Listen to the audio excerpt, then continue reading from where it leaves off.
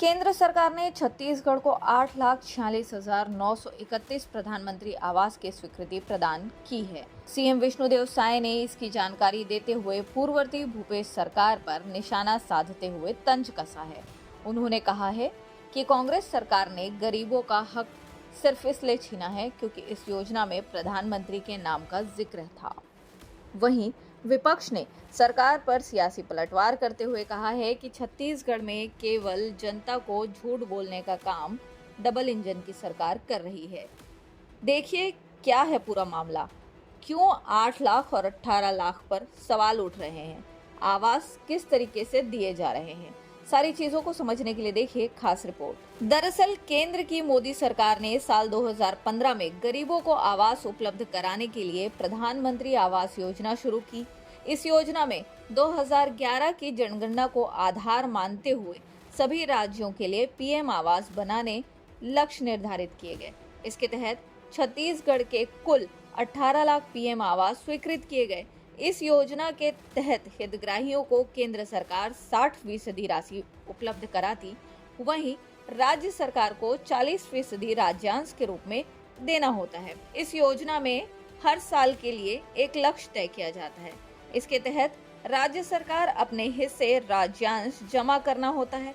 इसके अनुरूप केंद्र पीएम आवास की स्वीकृति प्रदान करती है। बता दें कि 2015 में छत्तीसगढ़ में बीजेपी की रमन सरकार थी। रमन सरकार ने अपने 2018 तक के कार्यकाल में 1,37,000 पीएम आवास बनवाए थे। उसके बाद 2018 में कांग्रेस की सरकार बनी और भूपेश बघेल मुख्यमंत्री बने। भूपेश सरकार ने अपने 5 साल के कार्यकाल के दौरान 9,63,769 पीएम आवास बनवाए।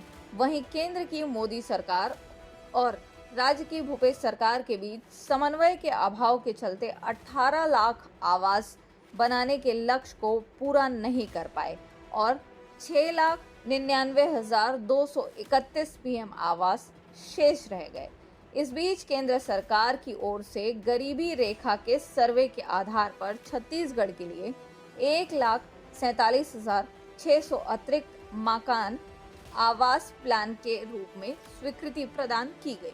सीएम विष्णुदेव साय ने कहा, प्रदेशवासियों को अच्छे से पता है कि भूपेश बघेल की नेतृत्व वाली पिछली कांग्रेस सरकार ने 18 लाख आवास को रोक दिया था, लेकिन पहली कैबिनेट में ही हमारी सरकार ने 18 लाख नए पीएम आवास को स्वीकृति दी है।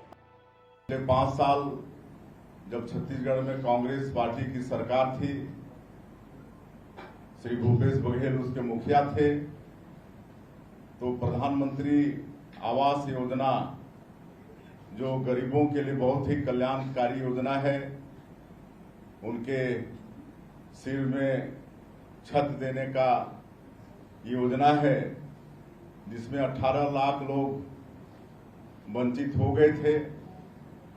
तत्कालीन सरकार राज्यांश जो 40% का रहता है वो इसीलिए जमा नहीं की कि योजना में प्रधानमंत्री शब्द जुड़ा था और कहीं न कहीं इसका श्रेय भारतीय जनता पार्टी की सरकार को और नरेंद्र मोदी जी को चला जाता, इसलिए 18 लाख गरीब लोगों का हक छीना गया। और सबको मालूम है कि 2023 के विधानसभा चुनाव प्रचार के दौरान हमारे देश के यशस्वी प्रधानमंत्री नरेंद्र मोदी जी छत्तीसगढ़ की जनता से वादा किए थे कि इस बार भारतीय जनता पार्टी की सरकार बनेगी तो जो भी मुख्यमंत्री होगा वो मुख्यमंत्री सबसे पहला काम 18 लाख गरीबों का आवास स्वीकृत करने का करेगा। हमारे आदरणीय प्रधानमंत्री जी ने छत्तीसगढ़ की जनता से वादा किया था, मोदी की गारंटी में भी ये है।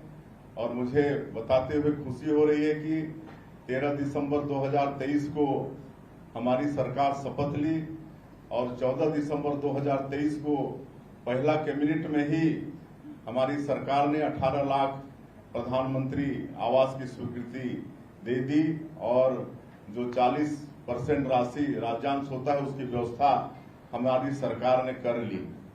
कांग्रेस प्रदेश अध्यक्ष दीपक बैज का कहना है कि प्रधानमंत्री ने चुनाव में कहा था कि 18 लाख आवास देंगे। कहा था कि पहली बैठक में स्वीकृति देंगे, बाद में सीएम हाउस जाएंगे। विधानसभा में सवाल किया गया कि कितने आवास स्वीकृत हुए हैं। पिछले विधानसभा सत्र तक का 18 लाख आवास की स्वीकृति का ये वादा करने वाले एक आवास की स्वीकृति नहीं कर पाए।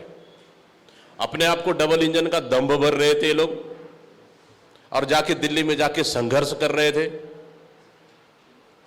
तो ये डबल इंजन की सरकार में इतने लेट से, खुद की पार्टी की सरकार होने के बाद इतने लेट से इनको पैसा मिल रहा है।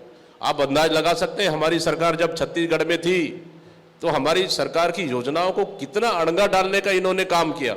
जीएसटी का पैसा, हमारा माइनिंग का पैसा, उसके बाद कई सारी योजनाओं का जो हमारे 60-40 रेशो होता है उनका पैसा, कई पैसाओं को रोकने का इन्होंने काम किया। और हमने कहा स्पष्ट रूप से कि चुनाव से पहले जो आवास हम लोगों ने 7.5 लाख से अधिक आवास स्वीकृति किए थे और 25,000 रुपए पहला किस्त चला गया था, उसी कोई भारतीय जनता पार्टी की सरकार सील टप्पा लगा के बोल रही है हमने स्वीकृति कर दिए। आप कौन सा नया काम किए हो आप? बहरहाल विधानसभा चुनाव में बीजेपी ने पीएम आवास को बड़ा मुद्दा बनाया था, जिसका लाभ भी उन्हें मिला। साय सरकार ने अपनी पहली कैबिनेट की बैठक में ही 18 लाख पीएम आवास पर मुहर लगाई थी। उनमें से अब प्रतीक्षा सूची के शेष बचे 6,99,231 और आवास प्लान के तहत 1,47,600 पीएम आवास को स्वीकृति मिल गई है।